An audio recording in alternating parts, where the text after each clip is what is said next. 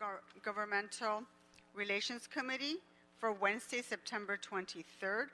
We're going to go ahead and take public comment prior to the discussion of today's agenda. Mr. Clerk, can you please call the roll? Yes, Councilmember Martinez. Present. Councilmember Harris-Dawson.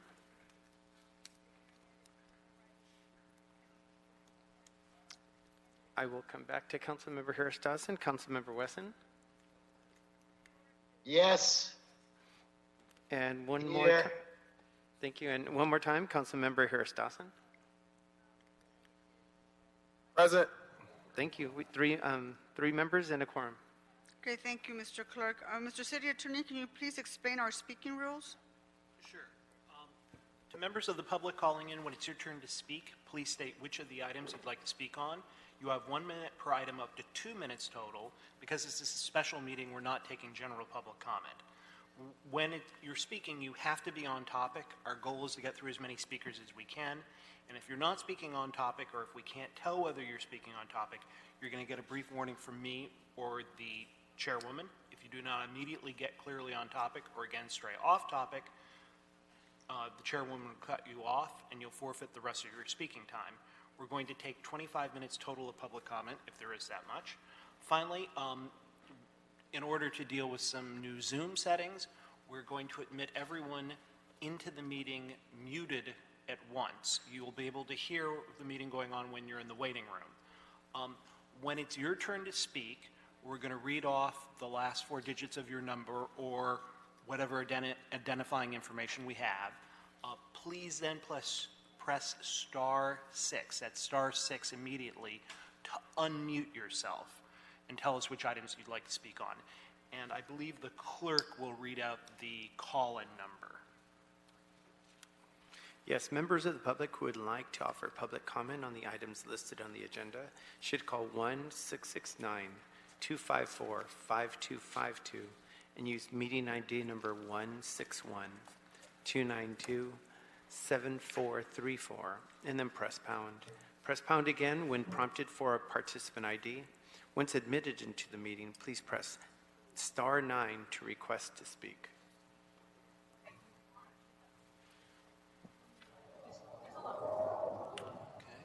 Let's go ahead and take the first caller. Caller with the last 4 digits, 1983.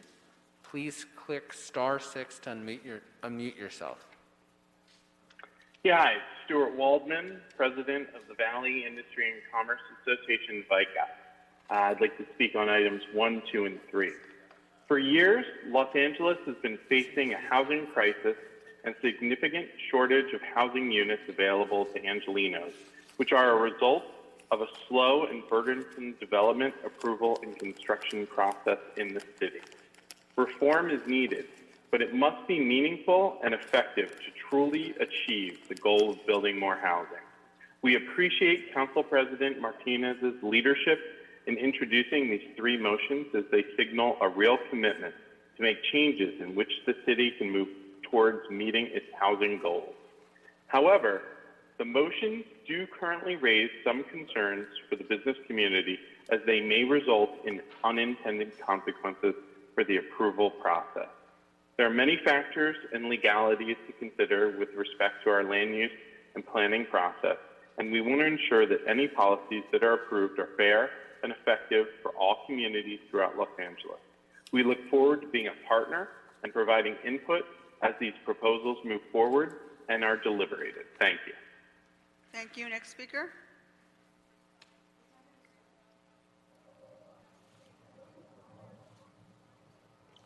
Caller with the last 4 digits, 1108. Please click *6 to unmute yourself. Yeah, hi, Daniel Gus, items 4, 5, 6, and 7. How much time, please? 2 minutes, sir. Go ahead. Okay, great. Thank you. Council members, a few things. Item number 4, Herb Wesson needs to recuse himself from this.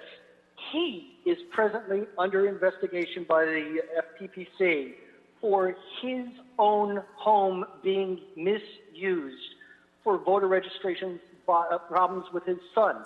as I have written about in my column in City Watch before, I have, and I will be glad to submit to Council President Mary Martinez, 23 instances where Mr. Wesson's home was used for voter registration fraud by his son, who lived in another city with his wife, his pregnant wife at the time.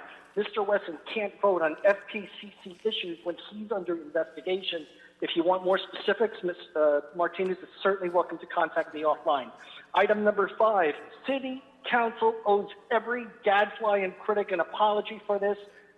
Dead or alive, we told you about Weezer, we told you about Englander, and you poo-pooed it for years and years and years, and now it's on an agenda item. If you were honest people, you would apologize simply in 1 or 2 sentences to everybody who ever raised these issues. We were right all along. Item number 6, the problem with ethics is that it's rigged. If you have Eric Garcetti's dad, who used to be on the commission, and everybody's a buddy on it, how are you supposed to know? A couple of weeks ago, Paul Koretz recused himself on an issue, and Herb didn't. The rule of thumb here should be is that if there is even a hint of a conflict of interest, even a hint, they should recuse themselves. Lastly, item number 7, why are you not including the disabled? Why are you not including the disabled on this?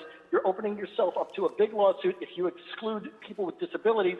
Also, can you please differentiate between race and color? Thank you.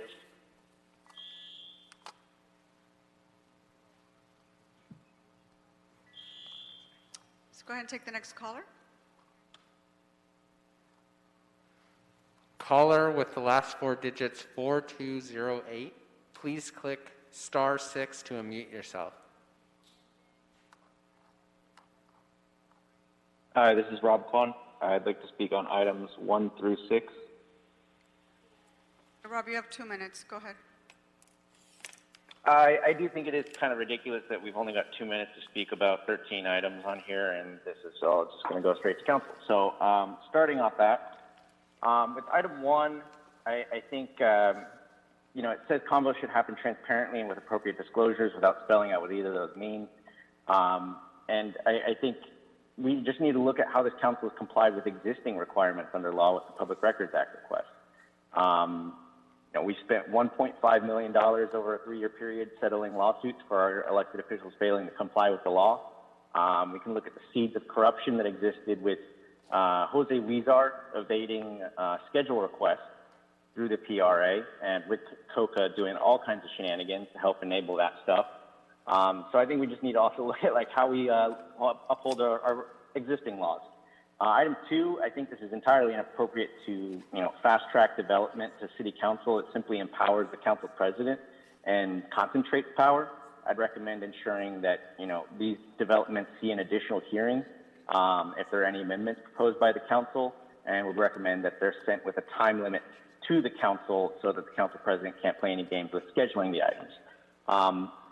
Item 4, when it comes to recusals, Current Price has failed to state his recusal 3 times this month, and that violates the old law. And when it comes to the new law today, he recused himself, but simply said that he had a property interest without actually stating what the parcels were as required under this new law. Lastly, with item 6, this requires a substantial overhaul of the charter. And look, a few weeks ago, you had a development up in front of you, and all but 2 of you were conflicted due to contribution. So you wouldn't have been able to vote on this item. Look at the Ethics Commission, the buyouts, furloughs, hiring freezes. They're not building the essential database. Look at the administrative costs of the Metro recusal model for Metro. They meet 12 times in a year. We meet 12 times in a month. They have 5 full-time staff administering. Thanks, Rob. Next speaker. Caller with the last 4 digits 1403. Please click *6 to unmute yourself. I'm here, Mommy. Items 5, 6, 7, 8, and number 2. You have 2 minutes. Go ahead. That's right. My mommy is coming back to the good side. See, when you do a good job, I'm always the first to say so. Item 2 is a great idea.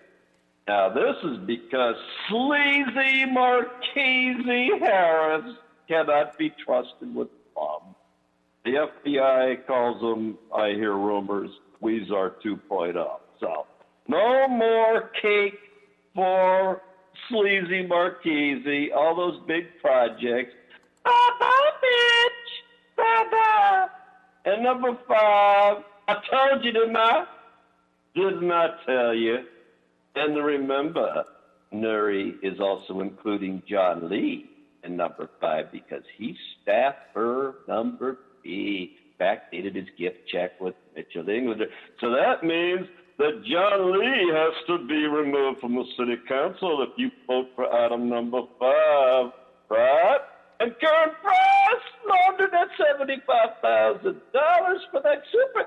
Yeah, I can't believe a dumb nigga sells his ass for only $75,000. What's wrong with you niggas?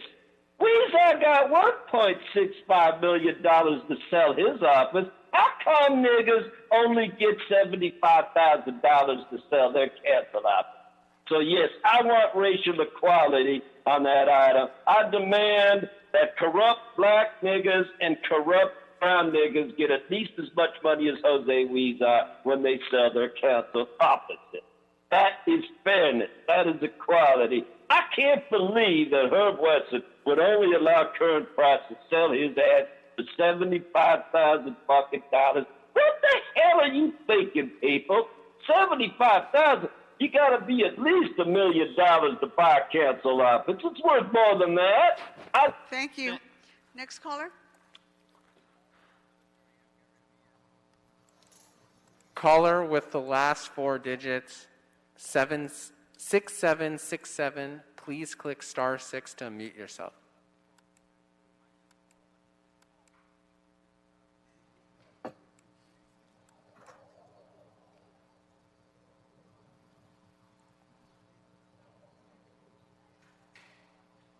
Okay, that appeared to be the last caller, so we're going to go ahead and close public comment for today's agenda.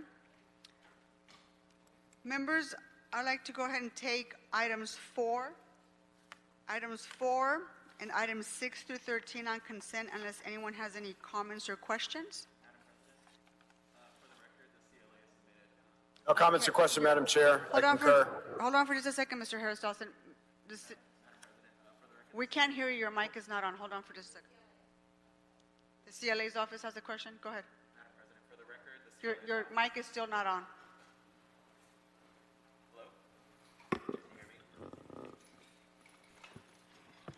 Madam President, for the record, the CLA's office has submitted reports for items number 7 through 11 for today's agenda. All right, thank you. Mr. Harris Dawson?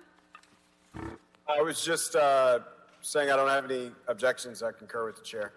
Okay, all right, so those, without objections, items 4 and 6 through 13 are approved.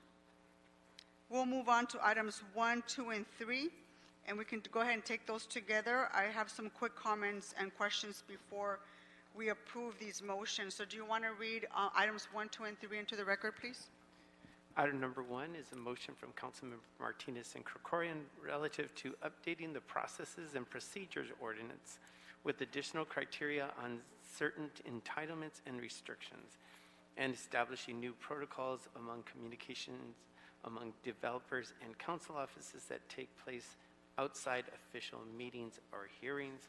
Item number 2 is a motion from Council Members Martinez and O'Farrell relative to developing criteria for high-value projects and amending the planning process so these projects are diverted from the Planning and Land Use Management Committee and referred directly to council. And finally, item number 3 is a motion from Council Members Martinez and Harris Dawson relative to the creation of a measure to be placed on a future ballot to update the city's zoning code. And all 3 of these are also referred to the Planning and Land Use Management Committee. All right, thank you. So today, I would hope that we approve the 3 motions that I introduced to deal with the corruption in our land use system. One thing we cannot legislate is personal integrity. And the voters have placed us here with the sole responsibility to honor and to serve with integrity. However, We also have this land use system that is in real need and serious need of reform. Currently, just doesn't really work for anyone. Our residents are often left out wondering how a department is rising in their neighborhood approval process, and developers must also hire land use consultants to build a simple apartment building and still end up being dragged through years and years of long approval processes. So meanwhile, longtime Angelinos are focused to move out of our city because they simply cannot afford a place to live, whether it's a home or an apartment. And this is the case for so many families in our city. So some even end up living in the streets or in shelters because they simply cannot afford anything else. This crisis is not something that will be fixed by tinkering around some of the edges. We need fundamental change in our land use process and create a more transparent system to be able to reduce potential corruption and, most importantly, build desperately needed housing. In the three motions I introduce, I seek to, in item number 1 on the agenda, this amends the process and procedures ordinance currently being done by the Planning Department to create more guidelines for when an entitlement will be granted. It also creates new protocols for communication between developers and council offices to create a more open and transparent process. And item number two has high-value projects bypass the Plum Committee and come directly to City Council to be voted on. Lastly, item number 3 is a motion that reforms the zoning code to streamline entitlements, incentivize affordable housing, and other community benefits, and that can be distributed, that can equitably be distributed throughout our city. I would like the report backs from Planning Department to consider these measures as a group, items 1, 2, and 3, and how they intersect with one another. And I also would like to, I'm going to read the following that I'd like to see in the report back, should be outlined as how these measures can be implemented in a way that, for example, 1, streamlines the number of discretionary actions and creates a more transparent system for how projects are approved. 2, helps the city accommodate its desperate shortage of affordable housing and meet our state's regional housing needs assessment targets. 3, examines how we can legalize different forms of housing that fits neighborhoods' character while providing more affordable options. 4, distributes this housing around the city in a way that accounts for jobs and transit access. 5, as well as historic racial inequity, including inclusionary zoning and each neighborhood's historic production of housing. And finally, creates a robust outreach process that engages the entire city and not just individual neighborhoods in a discussion about land use. And finally, the report back should analyze, with the assistance of the CLA, how these goals can be achieved through various policies or actions of the Planning Department, including a potential ballot measure. And I believe we have the Planning Department on our virtual meeting. Is that correct? Do I have Mr. Keller on? Yes, Council President Kevin Keller, City Planning Executive Officer, just here to acknowledge this important work effort, and we look forward to preparing this report and reporting back to the committee shortly. So let me start with, I believe that your department has already begun some of this work. Is that correct? Correct. So what steps has the Planning Department done to standardize and streamline the review of project applications? Yeah, thank you, Council President. One of the most important tools in increasing the production of housing and jobs and to promote economic recovery is the streamlining of planning review and entitlements. And to that end, which we will elaborate in our report back, we're underway with 3 main programs. One is to provide clear guidance up front. That's through our new zoning code and more detailed zoning, which we'll be rolling out through our community plans. Number 2 is we're working on updating and clarifying the review process itself. That's through our process and procedures ordinance that was referenced in one of the motions. So we look forward to potentially folding in some of the policy objectives here into that program and bringing that to the council shortly. And number 3, we've expanded tracking cases in our department and expediting mixed income and affordable projects. So one of the big concerns we've heard is that our project reviews can be lengthy. A lot of that is due to required hearings and timelines, but a lot of it's also due to our tracking. So we have launched dashboards for managers and staff, and we are looking at our inventory to see where we can streamline reviews. So those are the three main points we'd like to elaborate, but we are having some of that work already ongoing. My next question to you is, so what is the planning department doing to further equity and social, racial justice when it comes to our community plan updates and our housing element? Great. Thanks again for that question. One of the most kind of opportune tools at this time for our city are our long-range plans. That includes, as you mentioned, our community plans. We have 35 district plans across the city, as well as our housing element. Arthi Varma, our Deputy Director of Citywide Planning, is joining me on this effort for any detailed questions. But at a high level, we are working and have just started working on our housing element. That's a required state plan that is developed every 8 years. The housing element looks at capacity, need, income, and distribution of affordable housing throughout the city. And we'll be updating the housing element to look at the cycle of 2021 to 2029. So that's an ongoing effort. I think there may be quite a few opportunities to fold some of the equity lens and some of the discussions about housing opportunity into the housing elements. We look forward to reporting back on that.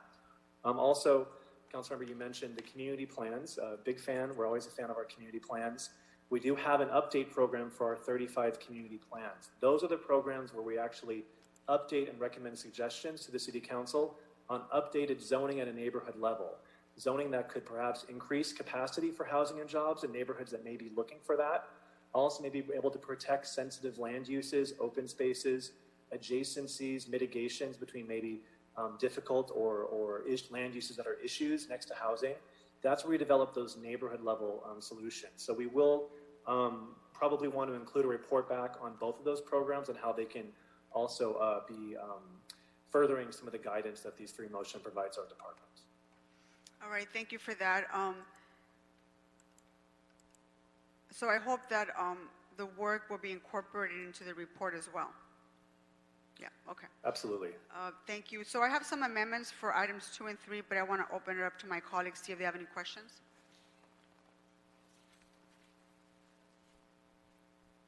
No questions? Okay, then I'm going to go ahead and move forward with the amendments. As I mentioned, I have a slight amendment on items 2 and 3. So for items 2, I'd like to instruct the planning department to include in their report back deadlines in terms of when high-value projects should be scheduled for City Council.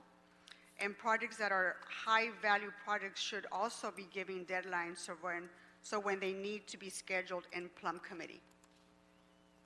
For item number 3, I'd like to add HCID as one of the report back departments so that they can work on the fair housing and equitable distribution can also be incorporated. So those are the 2 amendments I had for item number 2 and 3. So if there's no other comments or questions, I'd like to approve items 1, 2, and 3 with the slight amendments without objection. Yeah, I have comments, Madam Chair. Yes, Mr. Harris-Dawson. Thank you so much. And I'm just excited about the motions that are put forward today, especially the concentration on cleaning our system in a way that it makes it transparent, that there are clear timelines, there are clear deadlines, so there cannot be the actual illegal interference by an elected official, but also they can't be the elected officials can't be accused of holding something up that they may or may not be holding up. And so I think it's very clear-headed to put these things forward. These items will come to Plum, and one thing I'm going to ask the planning department is just to make sure that we satisfy the public comment period, or the public comment opportunities, I should say, on these projects. One of the things about Plum is that folks, and I'm thinking of item number 2 especially, folks sometimes come and comment at Plum, and then they come back and it's called special, and they come back and comment on council. We just want to make sure we're super clear about that, so we can't be accused of, limiting that, because that's not the purpose of this. And also, we want to make sure there isn't the unintended consequence, and hopefully the report can contemplate this. When all of us are gone and there's a new council here, it could easily turn into, well, if you're a big giant project and you have a lot of money, you just have one step in council. And if you're a smaller project, you have to do two steps. You have to do a committee and council. And so, again, I know that's not what we're intending to get at, but we just want to make sure that doesn't end up becoming the impact. And so, with that, I think, we're going. I look forward to a rich discussion, in this committee and also in Plum and in the full council, because I think it's the right direction that we need to take our city, and the right way to address the challenges that we've all faced over the last 2.5, 3 years. Thank you, Madam Chair. Excellent points, Mr. Harris-Dawson. Thank you for that. Okay, if I don't have any other comments or questions on these items, we're going to go ahead and approve items 1, 2, and 3 with the slight amendments without objection. Okay, thank you. Let's move on to item number 5. For item number 5, do we have the City Attorney's Office available for questions? As we're getting them on to, letting them into our meeting, Mr. Clerk, can you go ahead and read item number 5 into the record? Item number 5 is a motion from Council Members Krikorian, Harris-Dawson, Ruan O'Farrell relative to requesting the City Attorney to evaluate whether Councilmember Jose Huizar violated Government Code Section 1090 with respect to any development agreements or other contracts to which the city is a party, and to report on possible remedies for such violations, requesting the City Attorney to evaluate and report on possible civil remedies against the individuals or firms referenced in the recent federal indictments of Councilmembers Huizar and Mitchell Englander, requesting the City Attorney to draft an ordinance prohibiting any property owner or developer from seeking approvals or entitlements in the future if the council or any court determines such owner or developer induced or conspired to violate Government Code Section 1090 or engaged in criminal conduct, and instructing the Chief Legislative Analyst to report with recommendations for suspending the certificates of occupancy and reconsidering discretionary approvals and entitlements for all projects related to in the federal indictments. All right, thank you. Members, I guess I can go ahead and start with questions. Do we have the city attorneys in our meeting yet? Yes, we've got Renee Stottle and Terry Kaufman-Macias on the line. Yeah, so my question on item number 5 is, so how do you determine if corruption involved an entire organization versus one person within it? How are you determining that? Terry, I think is that you? We can't, can you switch your camera horizontally, and you're also on mute, so we can't hear you. Can you hear me now? We can hear you now, yes. Okay, but I'm like... Did you hear my How about question? that? Is that better? Well, we can't see you, but we can hear you. Okay. Okay. Did you hear my question, or should I repeat it? So your question was, how can you determine if the actions that were taken relate to just one individual or a group of individuals? Right. And that would be something that the draft ordinance that we put forward has definitions related to agents, applicants, and owners, and they are the individuals that are listed on the entitlement applications, and they are essentially responsible for each other. You would hear evidence such as the federal indictments, which specifically detail the actions that an agent, an individual took at the direction of a developer or project owner. So that is, of course, a factual determination, but it would be made by the evidence presented in front of you, and it could vary, excuse me, depending on the project. It just sounds like the entire organization would be penalized. Would Would what? Would be penalized. Well, that's possible if it is determined that the person at the top was responsible. Some of the indictments, of course, do, and the plea agreements do say that, but that's something that would come out at a hearing. And again, the draft ordinance has a couple of hearings. One is after the initiation. One is a preliminary hearing for the council to hear evidence presented and then make a determination whether or not to go forward to the next stage. The applicant, the owner, the agent have an opportunity at that first preliminary hearing to present their side, their evidence. If council feels there's enough to go forward, then there's a second hearing that takes place. These are all noticed, where again, the applicant, agent, owner has an opportunity to speak, and then you would have all of that evidence in front of you, and as council, you would make a determination as to whether or not you see this as related to an organization, as you put it, or an individual. My next question is, so how will local residents be able to provide input? So while some people push for transparent and ethical behavior, and I understand that, it's communities, not advocates, who are sometimes left holding the bag. So how would these ordinances and reports back recognize the neighborhoods that get stuck in the middle?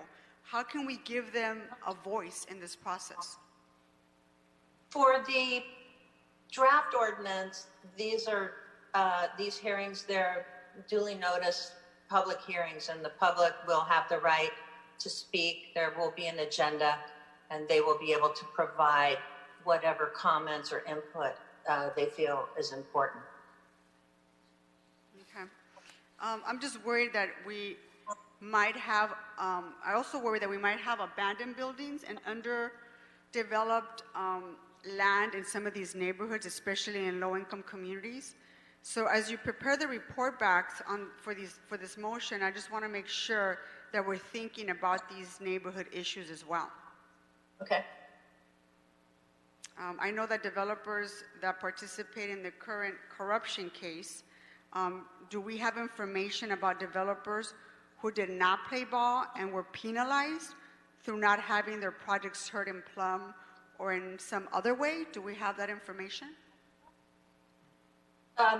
Whatever information is in the federal plea agreements and federal indictments, there are multiple projects that are identified some more clearly than others, and it appears that that's a possibility.